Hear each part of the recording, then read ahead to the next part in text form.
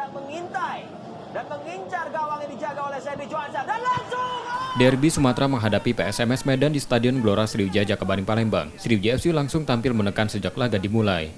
Anak asuh Nilmaizar beberapa kali menciptakan peluang, namun belum mampu dikonversikan menjadi gol. Hingga pertandingan berakhir, Sriwijaya FC harus dengan skor kacamata dengan PSMS Medan. Pelatih Sriwijaya FC Nilmaizar menerangkan, anak asuhnya sudah tampil baik meski gagal mencetak gol. ada ruang dia. Walaupun kita dapat poin 1, tapi tetap ada 10.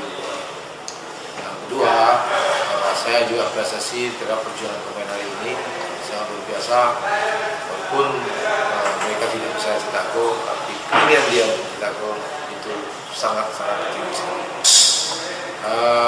Tapi itulah sepak bola, karena kita tidak sesuai yang kita harapkan, dan inilah yang harus kita hadapi untuk pertandingan selanjutnya ke depan. Tambahan 1 poin di laga akhir putaran pertama. Sriwijaya FC dipastikan menjadi pemuncak klasemen grup A dengan raihan 13 poin dari 5 pertandingan. Nur Muhammad, Kompas TV, Palembang, Sumatera Selatan. Pemirsa Indosiar, kami akan kembali dengan ulasan pertandingan.